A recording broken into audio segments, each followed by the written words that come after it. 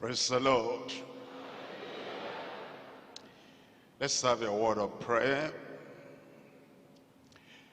Father, we thank you for the service today. Thank you for your love that gathers us together. Thank you for your spirit that enlightens us in your word, getting us ready, preparing the bride for the coming of the Lord. We're asking, oh Lord, that your word will penetrate every heart and prepare us as wise virgins waiting for the bridegroom. We're asking, oh Lord, that today, all that you still need to do, all you need to chisel out of every life, so that we'll be conscious of your coming, watchful for your coming, prepared for your coming, ready for your coming. You do it in every life in Jesus' name. Make us all ready, that when the Lord will come, none of us will be ashamed in Jesus' name. Well, thank you because we know you have answered. In Jesus' name we pray. And somebody shout, amen. We're coming to Revelation chapter 16. And I'm reading from verse 1, reading from verse 15, and reading from verse 19. Revelation chapter 16, verse 1. And I heard a great voice out of the temple saying, to the 7 angels, go your ways, and pour out the vials of the wrath of God upon the earth. Understand? Upon the earth. Not only Jerusalem, not just Judah, not just Israel, not just a part of the world. Pour out the vials of the wrath of God upon the earth. Verse 15. It says in verse 15, behold, I come as a thief. Blessed is he that watcheth and keepeth his garments, lest he walk naked and they see his shame. Verse 19, it tells us, and the great city was divided into 3 parts, and the cities of the nations fell, and great Babylon came in remembrance before God to give unto her the cup of the wine of the fierceness of his wrath. We've been studying the book of Revelation, and you know that this part containing chapter 16 deals with the great tribulation, and we've said it over and over, and you are likely to misunderstand that the believers will not go through the great tribulation. True. But understand that the Antichrist, a man, a lawless man, a wicked man, a cruel man, a man that will come to devastate the whole earth at the time of the great tribulation. Listen to this. He will not be a baby at the time of the rapture of the church. He would have been in the world. He would have been preparing to be a great leader of the world. He would have known that the world is waiting and looking and searching for a man that will guide them, and the world will be looking for peace. And this is not, the Antichrist will not be a baby. He will be a man that had been in the world while we're here, only preparing his way and finding a path of supposed peace to come to reign over the earth. Actually, the 10 kingdoms of the world that will be under the direct leadership and rulership of the Antichrist, they would have been developing. And then the time will come when the rapture will take place. And when the rapture takes place, then the great tribulation will come in terrible force, But the Antichrist would have been here. He would have been doing some of the things he will do. At the time of the Great Tribulation, he would have been doing that in preparation for this full swing of his reign. So understand that while the church is still here, the Antichrist would already be here before the rapture of the church. He is not coming from heaven. He's not coming as a grown-up man created like Adam. He is a person of the world, and he would have been here. That's the reason why even at this time, in the last days, before the rapture of the church, while the Antichrist may be somewhere growing up and developing all his strategies, that's the reason why the church at this time will be watching. That's what we're talking about today. Prayerful watchfulness in the last days. We're living in the last days. Any moment from now, the rapture can take place. And because we're living in the last days, you and I, in the last days, we need to watch, we need to pray, so that when the Lord will come, and then he will take the church home, and the Antichrist will come forth and come through in the whole earth and rule with cruelty and bring unprecedented wrath on this earth. You and I will not be here at that time, in Jesus' name. Prayerful watchfulness in the last days. There are three things we're looking at as we look at this chapter. Number one, the perverted wonders of the foul, filthy beast. The perverted wonders of the foul, filthy beast. Number two, the prayerful watchfulness of fixed, faithful believers. The people who are going to be ready, who are going to go with the Lord when he comes, that the people that set their face like a flint, they are looking for the coming of the Lord, and they're waiting for the coming of the Lord, and they set their mind, they set their focus, they set their gaze, they set their affection, they set their attention on the coming Christ, and they remain faithful.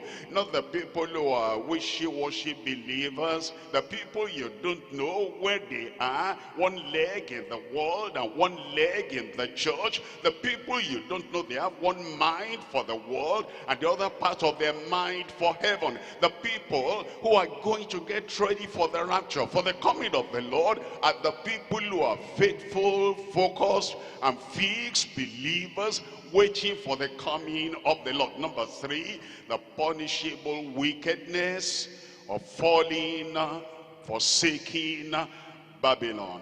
Babylon will be so dirty and so defiled that God will say he's giving himself to fornication and to filthiness.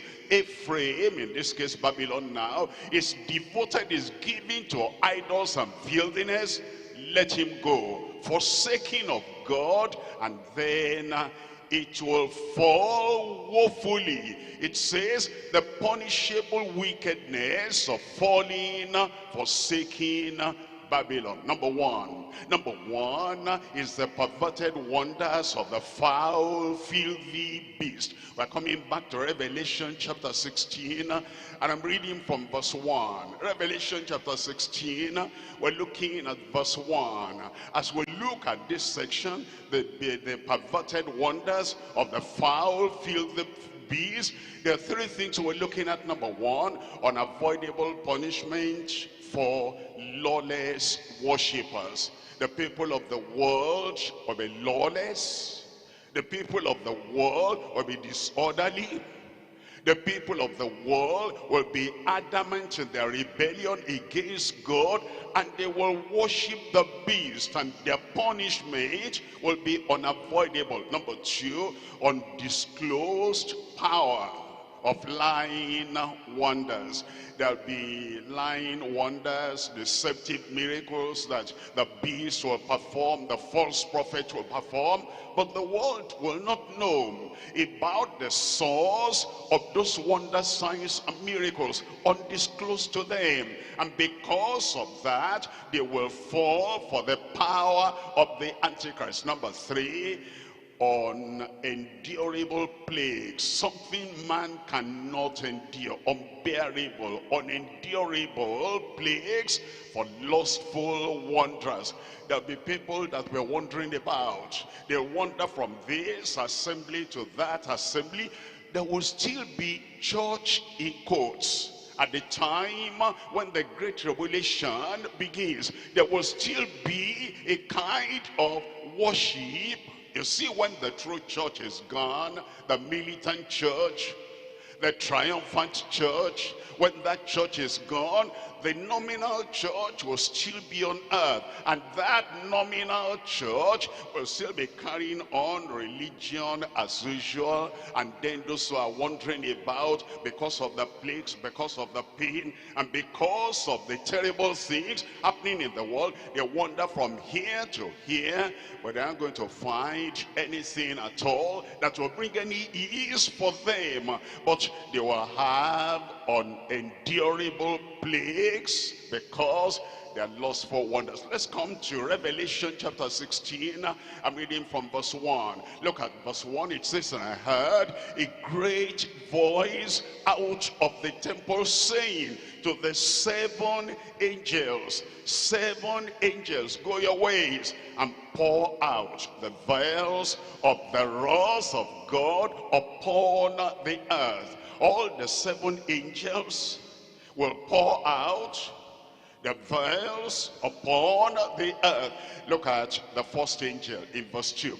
The first angel, we're told, and the first went and poured out his vial upon the earth. The first went out and he poured the vials upon the earth, and then we're told there fell a noisome, grievous sore upon men, which had the mark of the beast, and upon them which worshipped his image. Look at the second angel. We're looking at verse 3. The second angel now in verse 3. "And the second angel poured out his vial upon the sea, and it became as the blood of a dead man, and every living soul died in the sea." Let's look at the third angel, verse 4. In verse 4, "And the third angel poured out his vial upon the rivers and the fountains of waters, and they became blood." Let's look at the fourth angel. We're looking at verse 8. In verse 8, it tells us, "And the fourth angel poured out his vial upon the sun, and power was given to him to scorch men with fire." Let's look at the fifth angel. This in verse 10. In verse 10, "And the fifth angel poured out his vial upon the seat of the beast." That's upon the throne of the beast, in the palace of the beast. "And his kingdom was full of darkness, and they gnawed their tongues for pain." Let's look at the sixth angel now in verse 12. In verse 12 it tells us, "And the sixth angel poured out his vials upon the great river Euphrates, and the water thereof was dried up, that the way of the kings of the east might be prepared." Verse 17, in the seventh angel, "And the seventh angel poured out his vial upon the air, and there came a great voice out of the temple of heaven from the throne of saying, It is done. It is done. It's complete. It's fulfilled. It's poured out upon the earth." All those 7 angels at the time of the Great Tribulation, they will pour out the wrath of God upon the earth. Understand? Upon the earth. No country will escape the wrath and the indignation and the fury and the anger and the judgment that comes at the time of the great tribulation. That's the reason why, if anyone is going to get ready and escape the coming indignation, the coming wrath, it is now. I pray you will not be here. Number one in this area is the unavoidable punishment for lawless worshippers. Look at verse 2 again. In verse 2 it tells us, and the first went out and poured out his vial upon the earth, and there fell a noisome and grievous sore upon the men which had the mark of the beast. Look at this. And upon them which worshipped his image, which worshipped his picture, which worshipped his statue, which worshipped the representation of the beast. Look at Isaiah chapter 13, we're reading from verse 9. Isaiah chapter 13, reading from verse 9. Behold, the day of the Lord cometh, cruel, both with wrath and fierce anger, to lay the land desolate, and he shall destroy the sinners thereof out of it. It's a time of wrath, a time of judgment upon the sinners on earth. Look at verse 11. In verse 11 it tells us, and I will punish the world for their evil.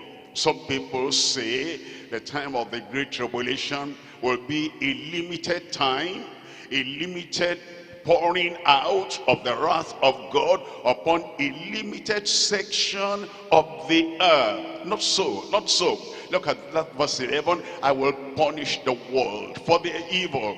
Anywhere in the world there is evil, and there is evil everywhere. There's evil everywhere. All have sinned and come short of the glory of God. All are still sinning, and they're coming short of the glory of God. All the earth, all the world, and the wicked for their iniquity. And I will cause the arrogancy of the proud to cease, and will lay low the haughtiness of the terrible. In verse 13 it tells us, it says, and therefore I will shake the heavens and the earth. I will shake the heavens and the earth. Don't think there's any place to go and hide. Any place there'll be a refuge at that time, begin from the wrath of God. It will be upon all the earth, and the earth shall remove out of her place. And in the wrath of the Lord of hosts, and in the day of his fierce anger, there'll be anger at that time. Revelation chapter 11, reading from verse 18. In Revelation chapter 11, reading from verse 18, and the nations were angry, and thy wrath has come, and the time of the dead, that they should be judged, and that thou shouldest give reward unto thy servants the prophets, and to the saints, and them that fear thy name, small and great. Look at this. And shouldest destroy them that destroy the earth. That's one of the purposes of the wrath of God at the time of the great tribulation, to destroy them that destroyed the earth. There will be unavoidable punishment of lawless worshippers. Look at number 2 here. Number 2 is the undisclosed power of lying wonders. In Revelation chapter 16, we're reading from verse 13. At that time, people and the devil, when the devil does something that looks miraculous and that looks like wonderful, it is to seal their destiny, the destiny of the people of the world, so they will never listen to the truth. Look at this, Revelation chapter 16 verse 13. And I saw 3 unclean spirits like frogs come out of the mouths of the dragon, number 1, out of the mouth of the beast, number 2, and out of the mouth of the false prophet, number 3. Those spirits, like filthy dirty, loathsome frogs, what will they be doing at that time? Look at verse 14. In verse 14, for they are the spirits of devils.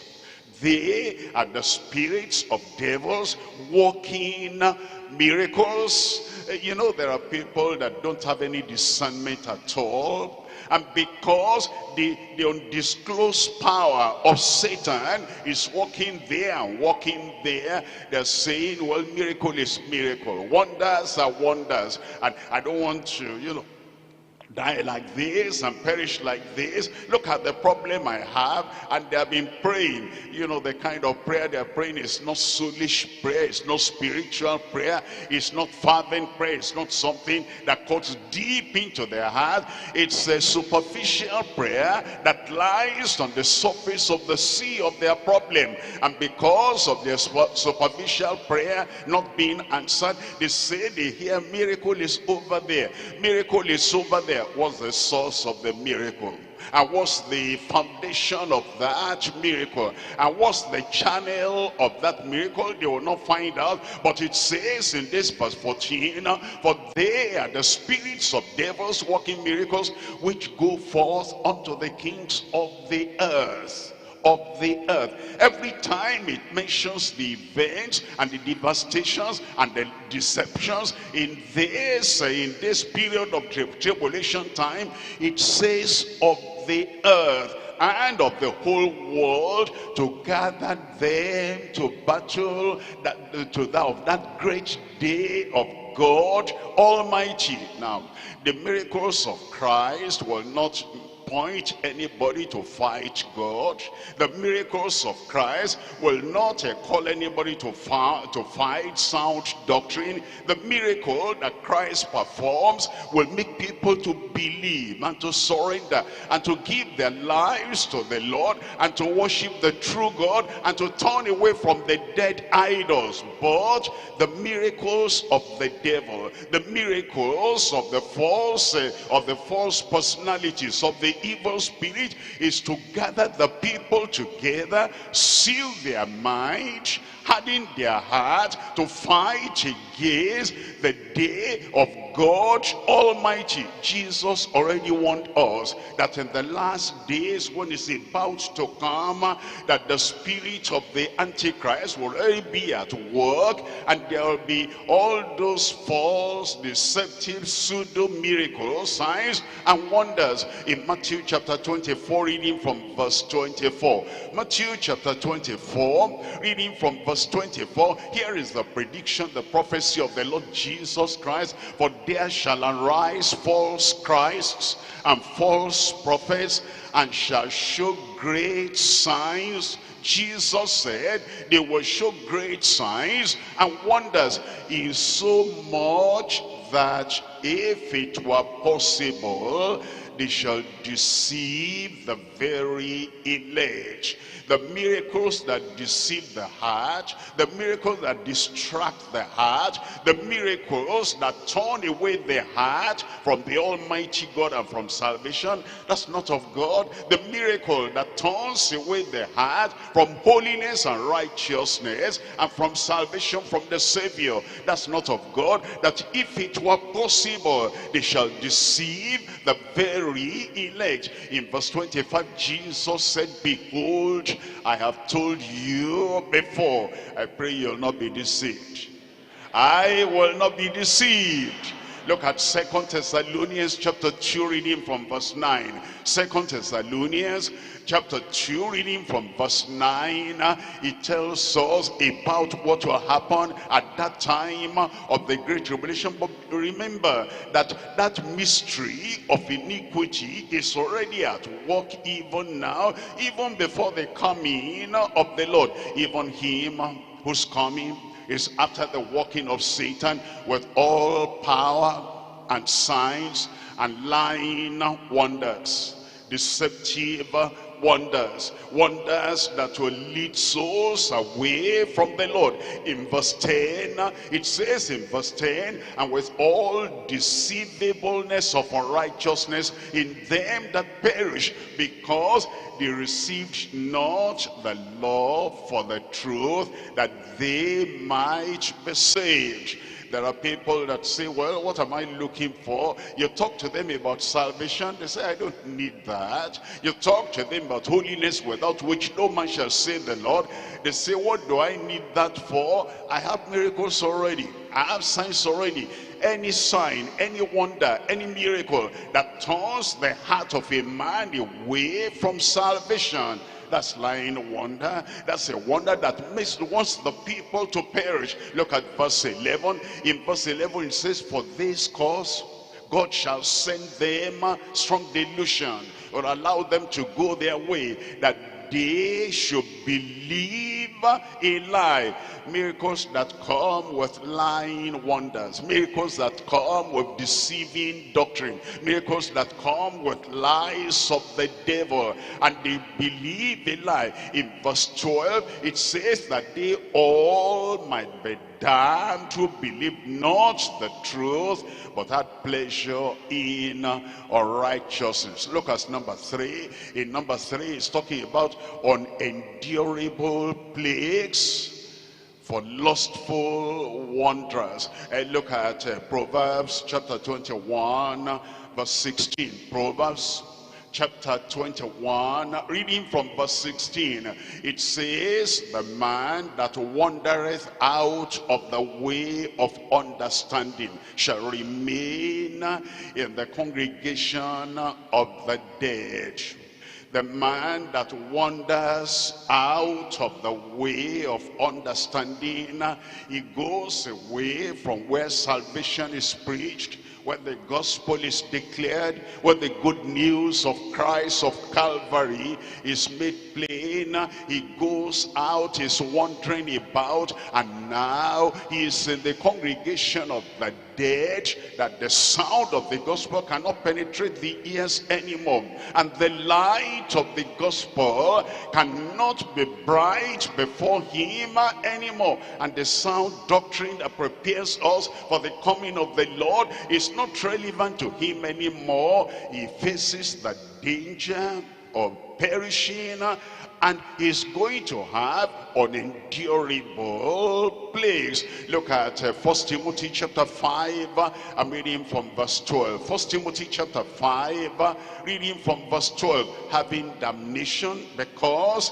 they have cast off their first faith. There are people who believed in God in the past, but because now they're looking for miracle, they're searching for miracle, they don't know that the miracle is coming from Christ, and so they go to false Christs, they go to false places of worship, and they go to the Antichrist. They say Christ has not given them miracle. Antichrist, do you have any miracle for me? And the Antichrist say, well, if you allow me to harden your heart, if you allow me to seal your doom, if you allow me to put you in doom and damnation forever and ever, I can hand you whatever miracle for now, for a few days to enjoy that, and then for all eternity there'll be indignation and wrath and punishment and plague for those people who are deceived. It says having damnation because they have cast off their false faith. Look at verse 13. In verse 13, and withal they learn to be idle, wandering about from house to house, from congregation to congregation, wandering about from assembly to assembly, and not only idle, but tattlers also, and busybodies, speaking things they ought not. I pray it will not happen to you. Okay, I'll say it for myself. It will not happen to me. In Jesus' name. In Jude verse 13, Jude chapter 1, only one chapter, and we're looking at verse 13 there. It tells us, raging waves of the sea, foaming out their own shame, wandering stars, wandering stars, wandering stars. They cannot stay, and they cannot stand, and they cannot be steadfast where salvation is. where holiness is, where sanctification is, there is something that is pushing them out of the congregation of the saints, and they become wandering stars to whom is reserved the blackness of darkness forever. I pray that will not be you in Jesus' name. We're coming to point number two. Point number two, the Lord is saying, because the spirit of the Antichrist is already at work. He wants you, he wants me, he wants us at the church, at the militant church, that will become the triumphant church and the rapturable church. He wants us to watch and to pray with a fixed mind, with a faithful attitude, and to remain believers unto the very end. The prayerful watchfulness of fixed faithful believers. We're coming to Revelation chapter 16, and we're reading from verse 15. Behold, I come as a thief. If you judge Christ to be truthful, if you know Christ to be truth personified, whatever else you hear from any other person, you know that Christ has spoken the truth. He said, I come. He is coming. And then he said, I will come suddenly. While the 10 virgins are asleep, then the bridegroom will come. The Redeemer will come. The King of Kings, the Lord of Lords will come. It says, behold, I come as a thief. Suddenly he will come. And then unannounced, a thief does not announce the time he comes to the house and knocks at the door. I am here. I announced to you before. I sent information I was coming. I am here. Get ready for me now. I want to steal what is precious there. No, the thieves don't do that. He says, I come unannounced. I come suddenly. I come very soon. I come when many of the people in the world will be asleep spiritually, and they will not be ready. You'll be ready. I sleep, but my heart is awake, looking for the blessed hope and the coming of our Lord Jesus Christ. You'll be waiting for him. You'll be watching for him. And when he comes, you will not be taken unawares in Jesus' name. And then he says, blessed is he that watcheth and keepeth his garments, lest you walk naked and see his shame. There are 3 things we're looking at here. Number 1, the prophetic word on Christ's return. The prophetic word on Christ's return. Number 2, the practical warning on constant readiness. The practical warning on constant readiness. Number 3, our prayerful watchfulness with Christ-like righteousness. Let's look at number 1. Number 1 is the prophetic word on Christ's return. Look at that, chapter 16 of Revelation again, in verse 15. And remember, these are the words of Christ. If Paul the apostle says something by the Holy Ghost, we know that thing is real and is confirmed. Peter, by the leading revelation of the Holy Ghost, says anything, we know that word is firm. When Christ himself, sent by the Father, energized by the Spirit, and then when he looks at the program, the timetable of God, and he says something, that thing is settled and steadfast forever and ever. His word is settled forever. And Jesus said, behold, I come as a thief. I come as a thief. Blessed is he that watcheth. Blessed is he that watcheth and keepeth his garments, lest he walk naked and the sea a shame. As you understand, that keepeth his garments. You know, if you are preparing for the wedding, and you have a special clothes you want to put on the wedding day, you don't, go where there is mud and flood, and then you are wearing that wedding garment, and you are walking leisurely, and the cars are passing, and they splash all kinds of rubbish on that garment. If you are putting on the wedding garment, you don't go into the kitchen and then you are, juggling oil and pepper and tomato and all the onions and everything splashing on the wedding garment. That's what it means. We're living in this world, and we have the garment of salvation. We have the robe of righteousness. You're not, going near dirty people with that robe of righteousness and garment of salvation. You're not going near occultic people. You're not going around the people that will splash rubbish and dirt on your garment that should be ready for the coming of the Lord. You preserve yourself from all those dirt or dirty things. That's what it means, so that you will not be ashamed on that day. Look at Revelation chapter 3 verse 11.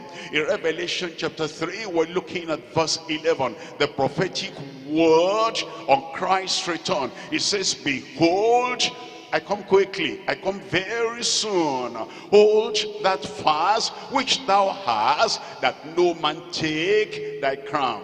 It's assuring us we already have a crown. You've been a Christian now for 5 years, for 10 years, for 20 years, and you've been serving the Lord faithfully. The Lord has a reward waiting for you. I'm talking about somebody there. I said the Lord has a reward waiting for you, and you want to hold fast. You've just graduated, and here is your certificate, and they wrote your name there, and then you said, I didn't know I could have a certificate like this. And there are people, they specialize in stealing. They can steal passport, they can steal certificate, and they can cleverly remove that person's name and put their name. And then this is a person who just puts the certificate there.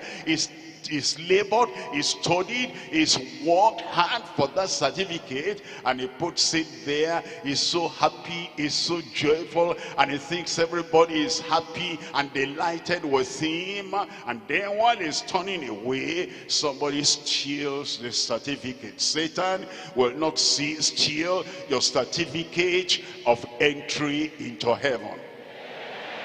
And then, where is my certificate? Where is my certificate? That's why the Lord said, what you have, that testimony, what you have, that triumph, what you have, that overcoming life, what you have, hold it fast, that no man take your crown. Nobody will take my crown.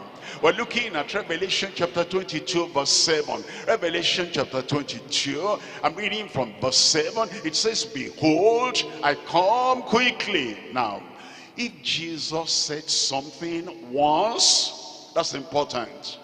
If he says it twice, it's doubly important. If he says it 3 times, if he says it 7 times, you can be sure that thing is the most important fact you ought to hold, you ought to grab. It says again, behold, I come quickly. Blessed is he that keepeth the sayings of the prophecy of this book. Look at verse 12. In verse 12, it says, behold, I come quickly. Again and again and again, and my reward is with me, to give every man according as his work shall be. Look at verse 20 there. In verse 20, it says it again. He who testified these things saith, surely I come quickly. Amen. Even so come, Lord Jesus is coming again. I said it's coming again. It's the prophetic word that cannot be contradicted, that cannot be cancelled. Look at number 2. Number 2 there is the practical warning on constant readiness. Practical warning on constant readiness. We're looking at Mark chapter 13. Mark chapter 13 verse 32. In Mark chapter 13, reading from verse 32, but of that day and that hour knoweth no man, no, not the angels which are in heaven, neither the Son, but the Father. Hold on here. There is a revelation. There is a mystery. Part of that mystery, we know Christ is coming.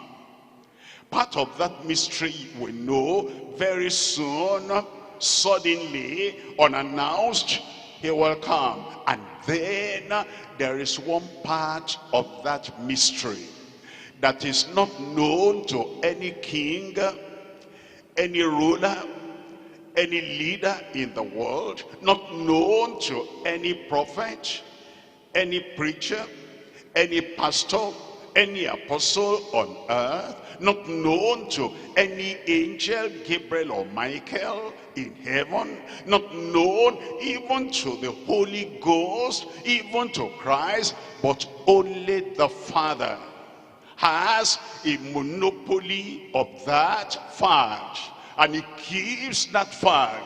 And anybody that says, I know the day of his coming, is a damned and doomed liar, because that truth and that date is kept only in the heart and the mind of the Father. Now, if the Father God in heaven keeps that as a secret, and will not even tell his only begotten Son, how can a man somewhere, anywhere come and say what God has not revealed to the Son, he has revealed it unto me? Is a damned and doomed liar. They will not lie to you. They will not deceive you in Jesus' name.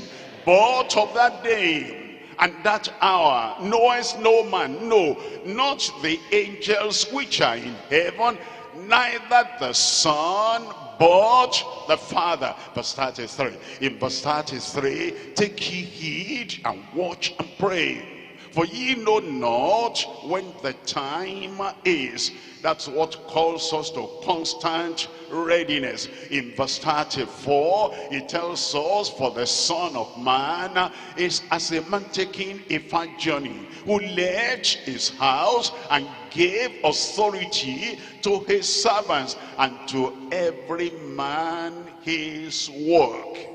And to every man his work. Now, when our children go for the exam, every child is given his or her question paper, and everyone is given the paper to write the answer on. And if that child, instead of writing on his own paper with his own name, will take the paper that belongs to another person and being generous and being nice, let me write it for you, and then he writes for this other student, and by the time they are collecting the papers, his own paper is empty. It has nothing. He has not written anything on his own paper, but he's busy writing on the paper of another, and they collect. Well, his paper has 0 input, and the paper is going to score 0.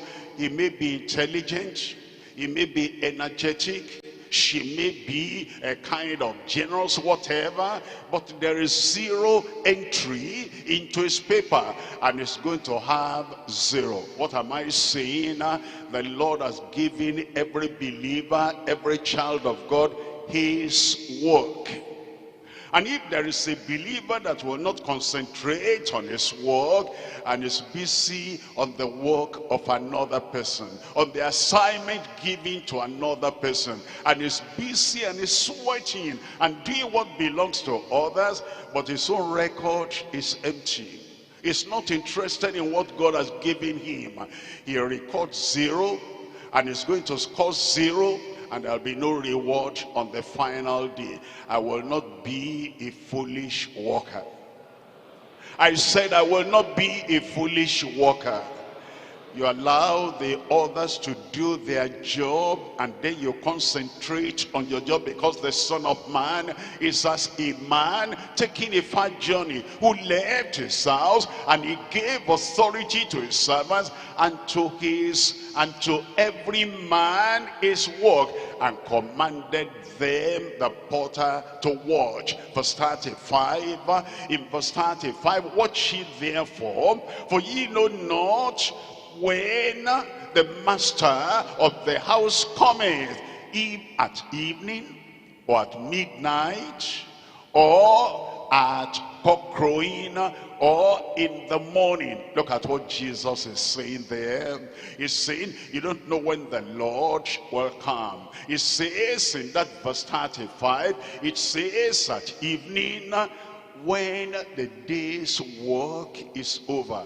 And somebody says, it's evening time, I want to go and relax in the cinema house, I want to go and relax in the nightclub. He may come at the evening. What will he meet you doing? It says, or at midnight. In the midnight he comes, when people are supposed to be sleeping. The previous day was a careless day. The previous day was spent wasting your life in sin, and then you slept. Tomorrow you're feeling guilty, but then you say, I'll settle it tomorrow morning. I'll be all right in the morning, and then in the morning I'll take extra time to have quiet time. He comes in the midnight. Where will you be? Or at cock crowing, or in the morning. The Lord is telling us we should be constantly ready and constantly watchful and constantly prepared when he will come. Then it says in verse 36,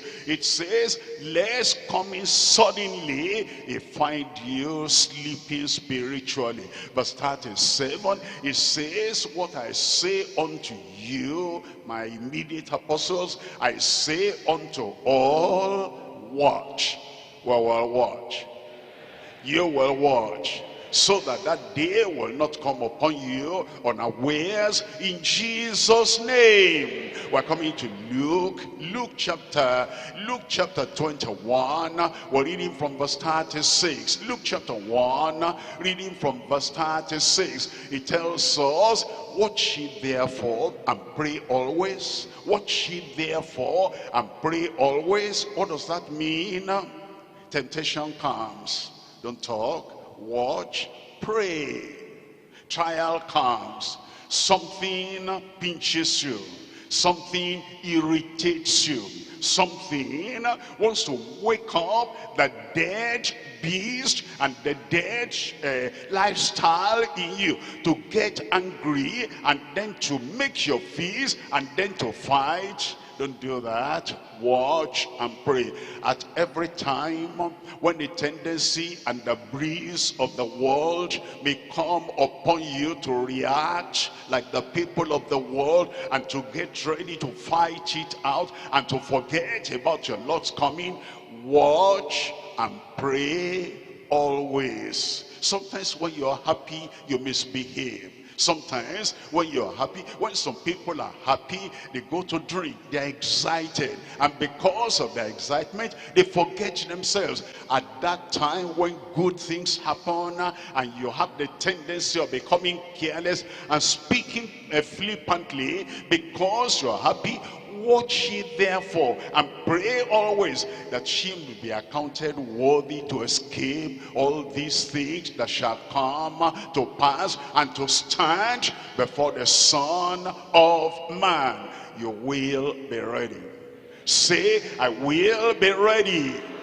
Number 3 now. Number 3 is our prayerful watchfulness with Christ-like righteousness, with Christ-like righteousness. It tells us in 1 John chapter 2 verse 28. 1 John chapter 2, we're reading from verse 20. We're reading from verse 28. It says, and now little children, and now young believers, and now standing believers who are much younger than John the Beloved, abide in him, abide in his word, abide in your conviction, abide in the work of grace that the Lord has effected in your life. And now little children, believers, beloved believers, abide in holiness and righteousness, when it shall appear, we may have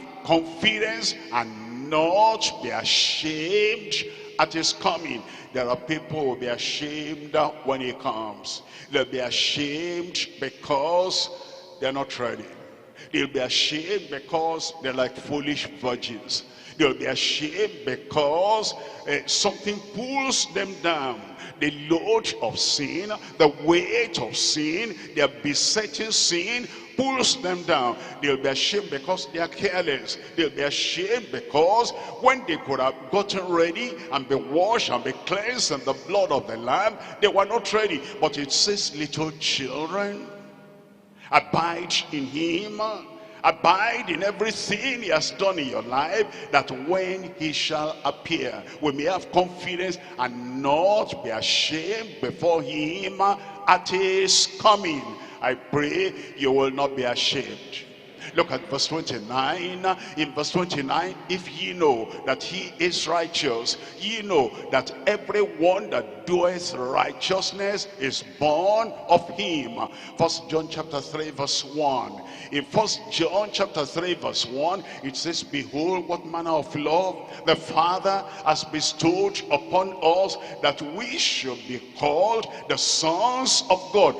Therefore the world knoweth us not, because it knew him not. In verse 2, it says, now, beloved, now are we the sons of God, and it does not yet appear what we shall be, but we know that when he shall appear, we shall be like him. For we shall see him as he is. That will happen to you. You will see him. The church will not go and leave you behind. You will see him in Jesus' name. And then in verse 3, it says in verse 3, and every man, every woman, every person, every creature, every child of God that has this hope in him purifieth himself even as he is pure. Look at verse 7 there. In verse 7, little children, let no man deceive you. He that doeth righteousness is righteous, even as he is righteous. The people who are waiting and expecting to be ready when Christ will come, they're the people who are righteous even as he is righteous. They have Christ-like righteousness. It tells us in Titus chapter 2, and I'm reading from verse 12. It says, teaching us that the grace that appears to all men, teaching us that denying ungodliness and worldly lust will want to sneak back into your life. You deny it, you debar it, you stop it, you resist it, teaching us that denying ungodliness and worldly laws, we should live soberly, righteously, and godly in this present world. Verse 13, looking for that blessed hope and the glorious appearing of the great God and our Savior Jesus Christ. In verse 14, we're told, who gave himself for us, that he might redeem us from all iniquity and purify unto himself a peculiar people, zealous of good works. You'll be ready. I will be ready The righteousness of Christ will still be full in your heart when Christ comes, in Jesus' name. While you are in church, you are righteous. If you are not righteous in church, you cannot be righteous any other place. When you have saints surrounding you, when you have the word of God being preached unto you, and when you have all other believers, they are praying, asking to be ready, and when you have everybody sitting well, standing well, and everybody centering their affection on things above in the church, if you cannot be righteous in the church, you cannot be righteous any other place. But the people who are waiting for the coming of the Lord, in the church they're righteous, at home they're righteous, in the community they're righteous, in the office they're righteous. Whatever is happening, they say, I'm not going to miss that rapture. You will not miss the rapture.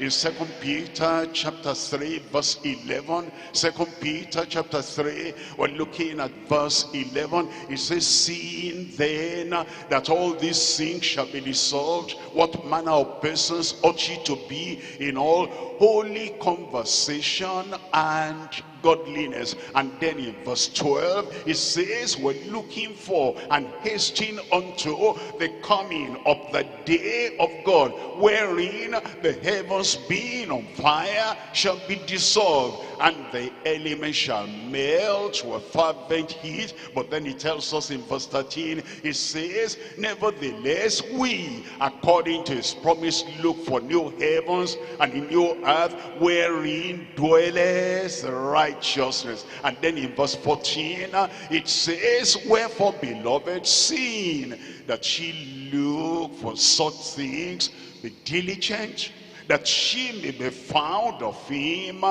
in peace, without spot and blameless. I pray when that day comes, you'll be ready.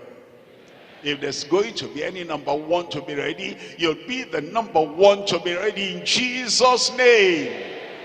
We'll meet up there. I said we'll meet up there. You'll be there, and every sanctified soul, every righteous soul, everyone that is washed in the blood of the Lamb will be ready, and your place will not be missing on that day in Jesus' name.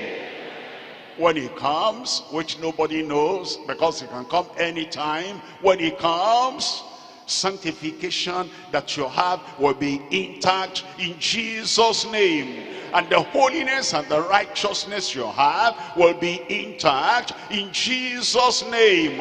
And at the sound of the trumpet, when the dead shall rise, and then we which are alive shall be caught up together to meet them in the air, then that magnet from heaven will magnetize you and take you up, you'll be there. And then so shall we forever be with the Lord. You'll not be missing in Jesus' name.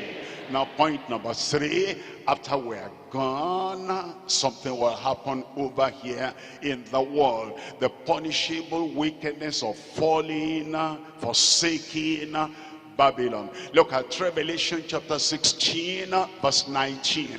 Revelation chapter 16 verse 19. And the great city was divided into 3 parts. Now when it says great city, what's your picture of a great city? You know, sometimes there are people that qualify and that estimate how great a city is. And they look at, you know, what makes a city great. They look at the economy, great city. They look at the road networks, great city. They look at the health care, great city. They look at their educational institutions, great city. And they look at their tourism, great city. They look at the living lifestyle, the living standard of the people, great city. And then other people, even from here and from there, they're rushing to that place. We've heard it's a great city, but they don't know what will happen to the great city. I pray in these last days, God will keep us, will not be running helter-skelter in Jesus' name. There are people who run to great cities where there's no real Bible-believing fellowship. There are people that run to great cities where idolatry and fornication and evil and worldliness has filled the place. All they're looking for good economy. They're looking for good education. They're looking for civilization. They're looking for this and that, not knowing that very soon, in a few hours, in a few days, all the greatness of that city will be wiped out by the indignation and the wrath of God. It says, and the great city was divided into 3 parts, and the cities of the nations fell, and great Babylon came in remembrance before God to give unto her the cup of the wine of the fierceness of his wrath. There are 3 things we're looking at here. Number 1, the fury and fierceness against filthy Babylon. Filthy Babylon. Look at any great city today. They are a picture, a replica of the great Babylon. Crime is rampant in all those great cities, and when Christ comes and the bride of Christ is taken out of the world, there'll be the fury and the fierceness against filthy Babylon. Number 2, the fire forever for forsaking blasphemers. The people that will blaspheme God, they're not satisfied with just forsaking God and leaving God alone.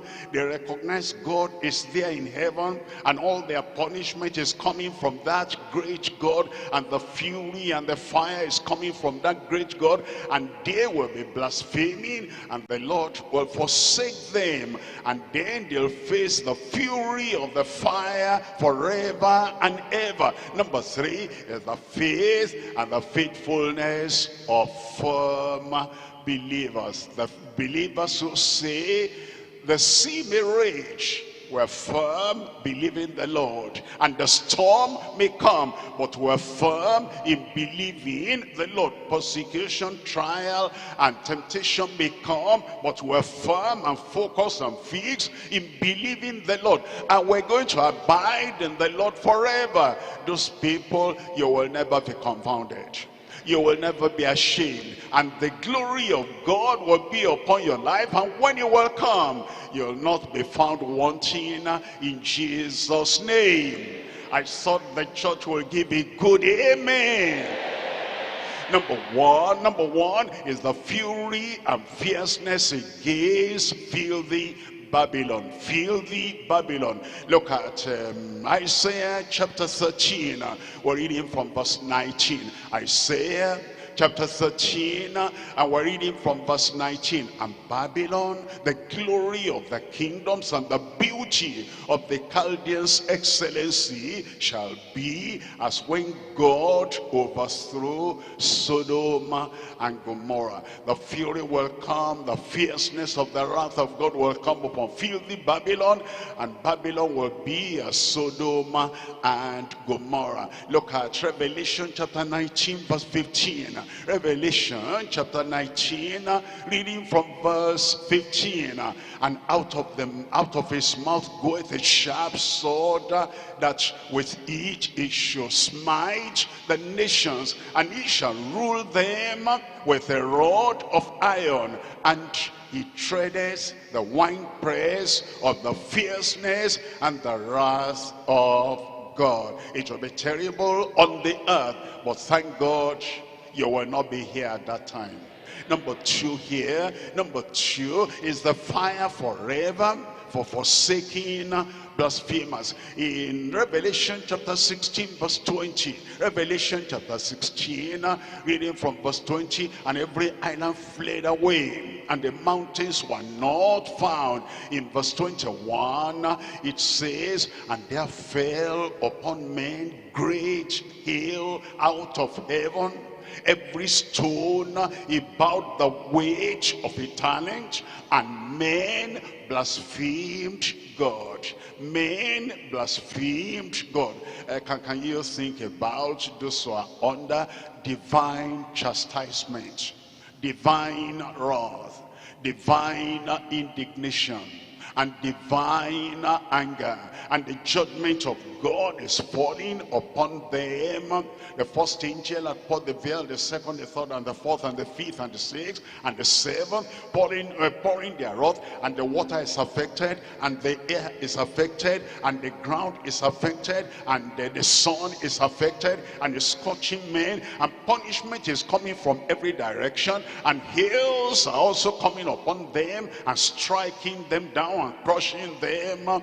And instead of repenting, instead of saying we know it is our sin that brought this on us, all they will do is to blaspheme the name of God, because all these plagues came from God, and they were suffering with great suffering. It tells us in Revelation chapter 16 verse 9. Look at verse 9 there. In verse 9, it tells us of their blasphemy. In Revelation chapter 16 verse 9, and men were scorched with great heat, and they blasphemed the name of God, which has power over these plagues, and repented not to give him glory. They repented not to give him glory. And the fire and the fury and their punishment will be forever and ever. In Revelation chapter 14 verse 10. Revelation chapter 14, reading from verse 10, it says, the same shall drink of the wine of the wrath of God, which is poured out without mixture into the cup of his indignation, and he shall be tormented with fire, tormented with fire, tormented with fire and brimstone, for in the presence of the holy angels and in the presence of the Lamb. And then it says in verse 11, it says, and the smoke of their torment ascendeth up. How long? Tell me out aloud, how long? Forever and ever. They heard about salvation, they didn't get saved. They heard about holiness, follow peace with God, follow peace with men, and holiness, without which no man shall see the Lord. They didn't even make any attempt to have peace with God, and to have peace in their heart, and to have peace with their fellow man. And they heard about the necessity of watching and praying, so they will be ready when the Lord will come. No, they will not watch. No, that's not their concern. And they remain careless until the bride of Christ was taken away, and they remain careless until the wrath and the indignation began to pour upon this earth. Well, this is the final end. The smoke of their torment ascendeth up forever and ever, and they have no rest, they have no recreation, there is no relaxation day nor night, who worship the beast and his image, and whosoever receiveth the mark of his name. What will they be doing? They continue in sin with hardness of heart and without any repentance. In Revelation chapter 19, reading from verse 20. Revelation chapter 19, reading from verse 20, it says, and the beast was taken, and him with him the false prophet that wrought miracles before them, with which he deceived them that received the mark of the beast, and them that worshipped his image. These both were cast alive into the lake of fire, burning with brimstone. I will not be there. In Revelation chapter 20, we're looking at verse 10. Revelation chapter 20, and we're reading from verse 10. It tells us, it says, and the devil that deceived them was cast into the lake of fire and brimstone, where the beast and the false prophet are, and shall be tormented day and night forever and ever. I will not be there. Look at verse 15 there. In verse 15, it tells us, Revelation chapter 20 verse 15, and whosoever was not found written in the book of life was cast into the lake of fire. The question is your name in the book of life? Are you born again? Are you a child of God? Are you a member of the family of God? Has your name be written in the book of life? And does your name remain in the book of life? Because whosoever, anywhere, anytime, whosoever was not found written in the book of life was cast into the lake of fire. Now, when they will be in, on the earth and in the fire, suffering like that, those of us who are saved, sanctified, holy, righteous, ready for the Lord, we will be enjoying with the Lord and with the saints up in heaven in Jesus' name. That glorious day, it will be wonderful when we are in the presence of God to see you there and say, brother, you made it. Yes, by the grace of God, in the strength of the Lord, by the power, enablement of the Holy Ghost, you'll make it. I'll make it. We'll make it in Jesus' name. Look at number 3 now. Number 3 is the faith and the faithfulness of firm believers. The faith and the faithfulness of firm believers. The people who say, I have laid my hands on the plow, I will not turn back. The people who say, I believe in the Lord and I will not stop my journey halfway. I'm holding on to the Lord, and forever and ever I will be with the Lord. Their mind is set, they are focused, and they're fixed, and they say, this gospel I have, this salvation I have, nothing will take it away from my hand. Be it so for you in Jesus' name. Look at Psalm 112, Psalm 112. We're reading from verse 7. Psalm 112, we're looking at verse 7. He shall not be afraid of evil tidings. He shall not be afraid of bad news. He shall not be afraid of whatever they say in the news, they hear on the radio, they see on the net, they see in the newspapers. Everybody is running, they're running away. And then some people say, are you not going to run away? Run away to where there's no church and where there's no security, and run away to where the power of God will not be there. The people of God will not be there. He says, no, I'm not afraid, because the Lord is with me. The Lord will be with you. His strength will be with you. His grace will be with you. He shall not be afraid of evil tidings. His heart is, tell me, his heart is, my heart is, your heart is fixed, trusting in the Lord. You'll be firm and fixed and focused until the end in Jesus' name.